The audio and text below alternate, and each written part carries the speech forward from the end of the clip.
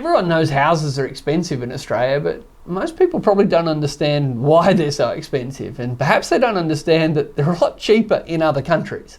Now the problem is, while it's okay to go to another country for a cheap holiday, you can't really go to another country for a cheap house. So the commute would kill. So the choices we make here in Australia really affect the price of Australian housing, and unfortunately we've been making some pretty dumb decisions for a pretty long time, and as a result, housing in Australia is very expensive. So me and Richard are going to unpack why housing is so expensive in Australia. And what we can do to fix it.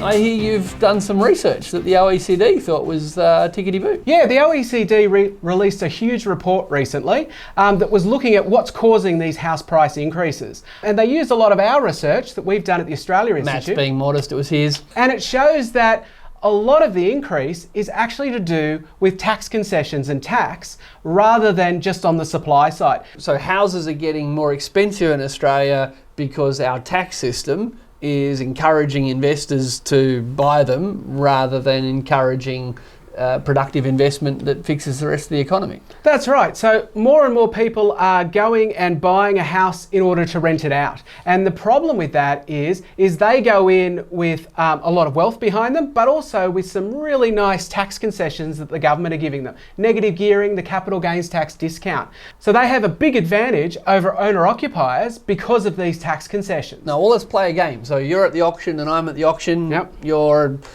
I don't know, rich and already own 10 properties. Yeah, I'll just put my top hat on. Yeah, and I'm struggling young family just trying to buy my first house.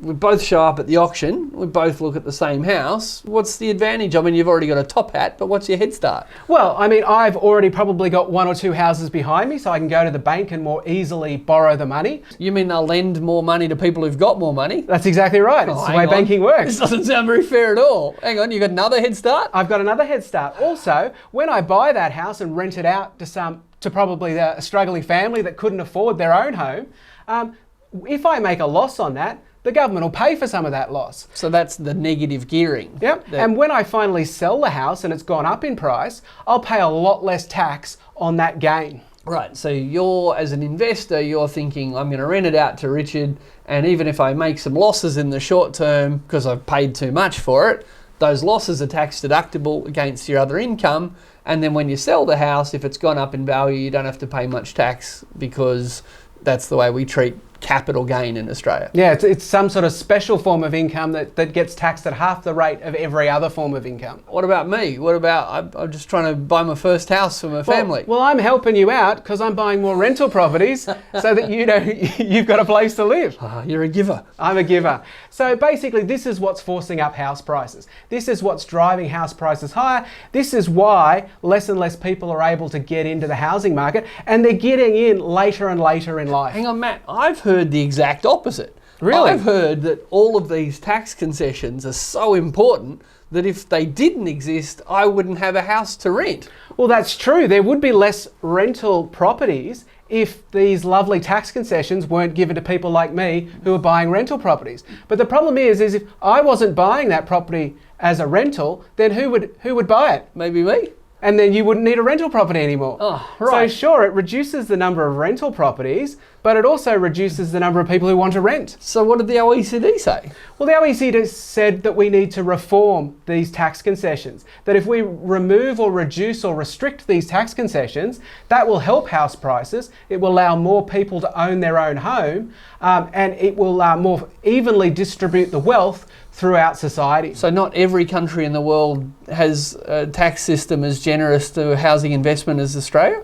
No, they don't. Some of them do, and in those countries we're seeing higher house prices, but Australia in particular... So there's a consistent pattern There's here. a consistent pattern, but in Australia these are very generous tax concessions, and Australia's seen its house prices rise far faster than most of the rest of the world. Wow, it's as if there's some simple economics out there could solve the problem. All we have to do is overcome the enormous interests of the people that make a fortune out of these tax concessions. So Richard, if we scrapped these tax concessions, we'd have about $15 billion every year. Oh, only 15 billion. $15 billion a year. What are we even talking about it for? What could we do with that money? Well, I suppose if we had $15,000 million a year that we weren't giving to rich people who already own houses, maybe we could do something crazy like build houses. You know, back in the 1960s and 70s and even well into the 80s, Australian government, state and federal did something, just stick with me here, Matt, it's a bit complicated. Yeah. They used to build houses. Wait, they built houses? Built the houses. Why would they build houses? Well, what they then do is they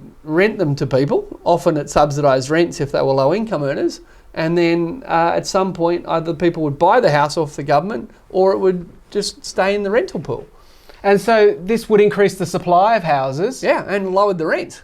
And then houses would be therefore cheaper for everybody. Not just the people who lived in those houses would get the benefit, but everybody would get the benefit. Crazy. I know not everyone followed that, apologies, but there's only so much we can do to simplify things in Ask an Economist. But yes, once upon a time in Australia, and indeed in most countries around the world, what governments do is rather than shovel lots of money on the people who already own houses, spend a lot of money building houses. For people who don't have houses. For people who don't have houses, and either continuing to rent them at low rents or selling them and building more houses with the proceeds of the sale. Complicated stuff, I admit, but we try.